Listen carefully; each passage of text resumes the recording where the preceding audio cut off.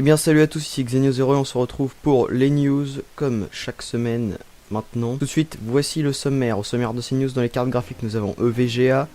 Nous n'avons aucune news en ce qui concerne les cartes mères cette semaine. En revanche, dans les boîtiers, nous avons du 3R True.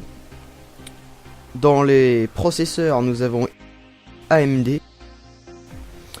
Dans la ventilation, on retrouvera du CryoRig.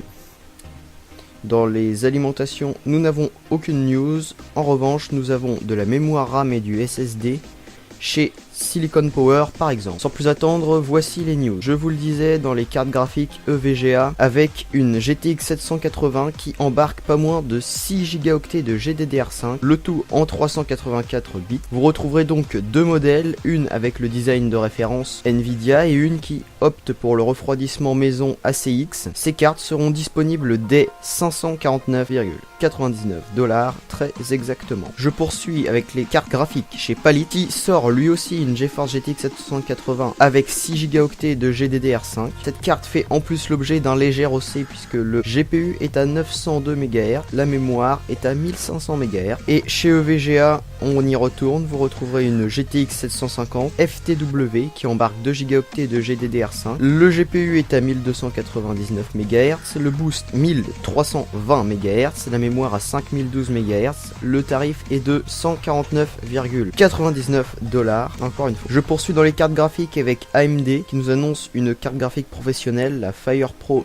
W900, et également chez Nvidia qui nous a sorti une bombe puisque Nvidia nous a sorti une GeForce GTX Titan Z qui possède 5760 coups d'accord, qui devrait avoir pas moins de 12 Go de GDDR5 en 2 fois 384 bits. Le prix, on parle de 2999$, ça reste à confirmer. C'est enfin une carte graphique haut de gamme en bi-GPU comme Nvidia sait les faire. Je passe donc au boîtier avec le 3R True 100 qui est un boîtier en format mini TX qui mesure 250 par 260 par 235 mm. Ensuite, dans les pros, on a pas mal de news. Chez AMD, on a un nouveau pros, le AMD FX 670K, qui n'est rien d'autre qu'un A10 6700 sans APU, c'est-à-dire que en gros c'est un A10 6700 mais il n'y a pas du tout de partie graphique, c'est uniquement le pros en lui-même. Poursuit toujours dans les pros avec AMD qui nous annonce ses deux nouveaux processeurs en architecture Kabini, c'est-à-dire qui exploite le socket AM1. On aura l'Athlon 5150 qui est un quadricore cadencé à 1,6 GHz qui embarque 2 mégabits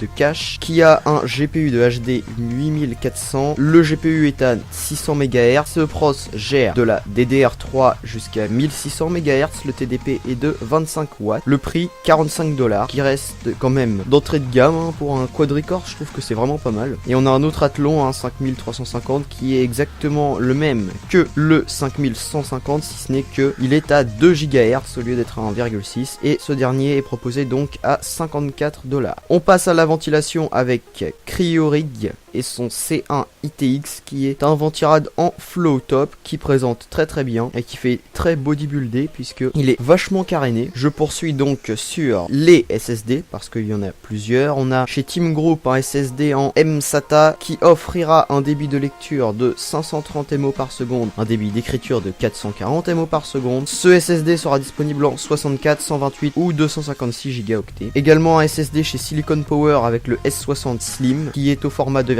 pouces. Il sera disponible en 60, 120, 240 ou 480 Go et fonctionne sous la norme SATA 3 comme la plupart des disques durs d'ailleurs. Enfin chez Plextor on a un SSD en SATA 3, le M65 qui est disponible en 128, 256 et 512 Go. Et enfin la dernière news de cette semaine, c'est de la mémoire RAM chez Panram Gaming qui nous propose des kits en 2800 MHz, ce sont les kits CL12 et enfin des kits en 2300 MHz dans les kits CL11 en DDR3. Voilà, c'est la fin de ces news, je vous retrouve très vite pour de nouvelles vidéos. Allez, salut!